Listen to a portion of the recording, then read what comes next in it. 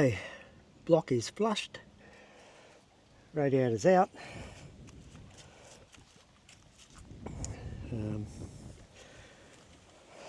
I've pulled this out so that I can reverse flush it to make sure that if there's anything along the top run of the tubes, that it flushes it back out, because that's what blocked up the last one, was the tubes got blocked and then it stopped the water flow through it. Now you can also notice that these are curved. The pressure's actually pushed them out sideways, which is pretty much just like it did on the last one. Anyway, so I've just got to back flush it.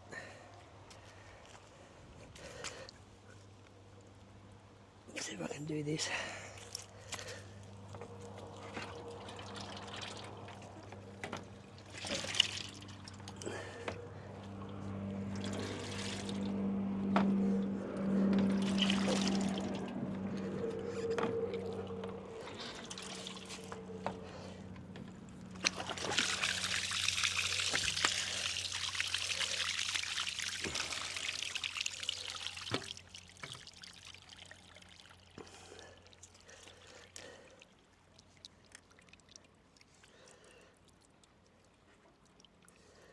You can't see any junk coming out of it.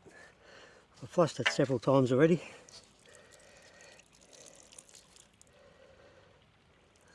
Looks like it's all good.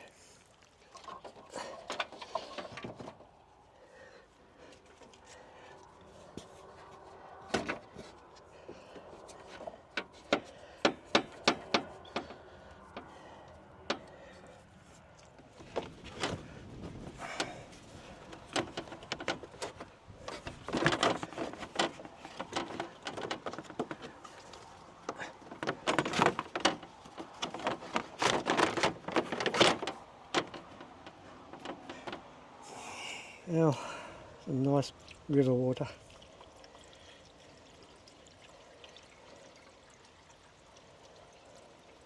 Well, the slowest part of this whole schmozzle was actually collecting the coolant, which I then took over into the bush and drained into a sandy section.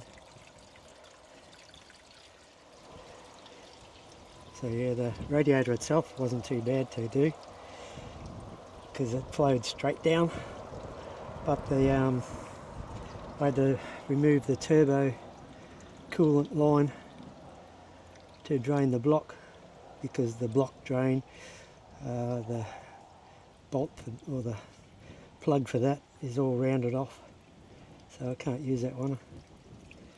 So that sort of spilled around a bit. So I had to just undo it a little bit so it would just basically drip out fairly slowly so I could keep it all in the bucket. Time to fire it up.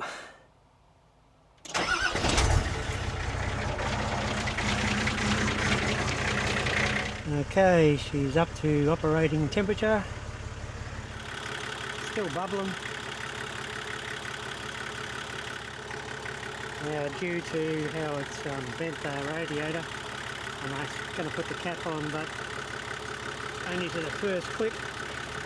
I'm not going to do it all the way up, just to the click there. So hopefully the pressure doesn't get up as high as it did. G'day peoples. Well, if you ever wanted to see a test on Chem-I-Weld, this is it. So in Catherine I've bought some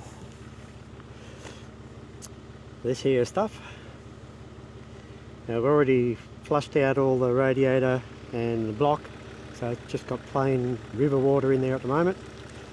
I've drained a little bit of water out to make room for this stuff, and now I'm just going to get it hotter than normal, so I'm going to have to block the radiator and try and get the temperature up a little bit before I pour this stuff in.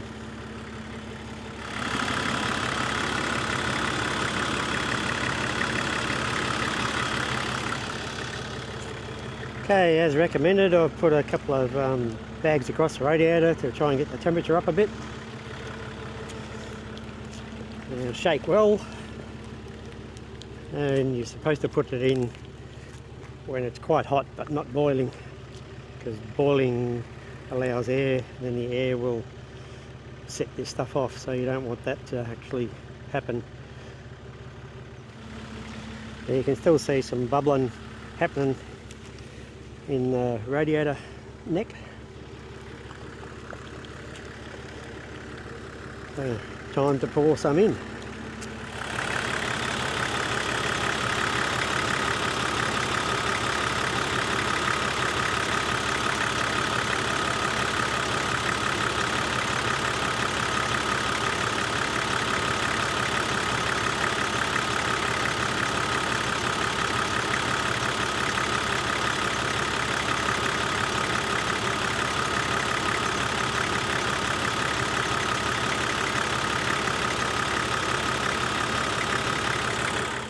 Okay, so now apparently got to let it run for about 20 minutes.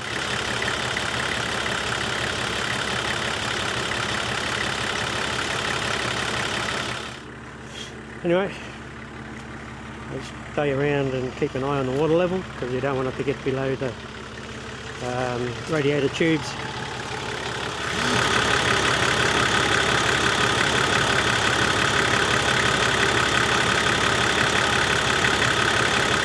Righto, time to hit the road. I'll put the cap halfway back on and head for Kununurra. Suppose I better take out the paper bags first.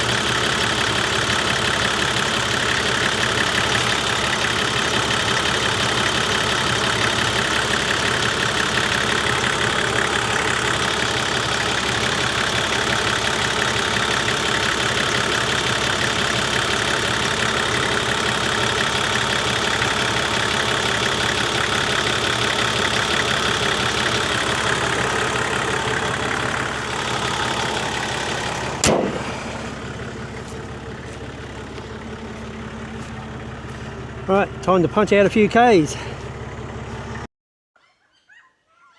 Well, I did about 200 Ks, I suppose, yesterday, and I've left it overnight, so now I'm just going to start her up and let her idle, get up to operating temperature while I go and have a shower, and we'll see if it's made any improvement. Here's hoping.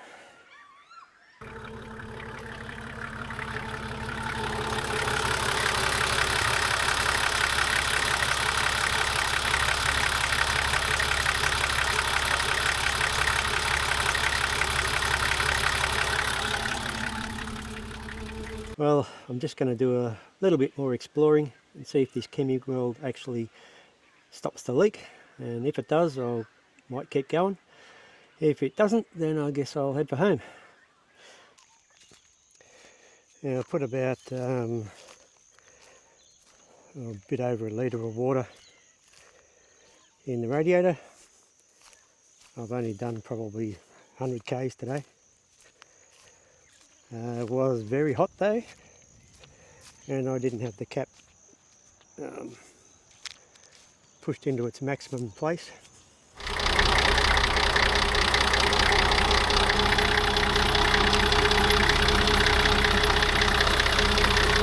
So that's first start up in the morning of the third day from when I put the Chem-I-Weld in. So it doesn't really seem to have made any difference.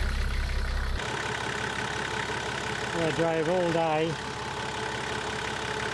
probably 6 hours straight, didn't lose any water and didn't overheat, although it is still bubbling.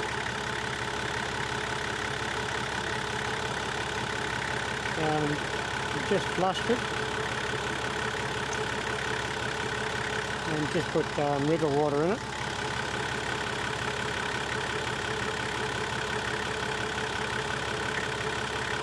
I'll let it warm up and flush it again, and then I'll see how it goes after that tomorrow.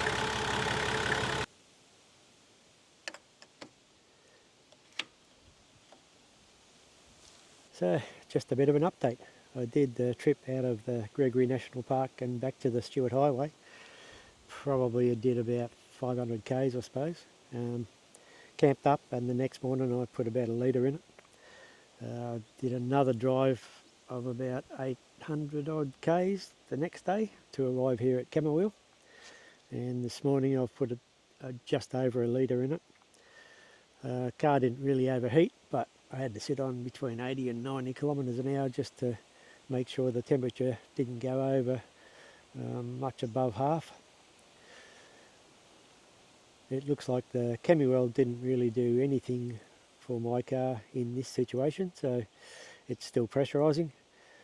Anyway, I'll head home and get her all fixed up. So that's about it for this update, and I'll catch you later.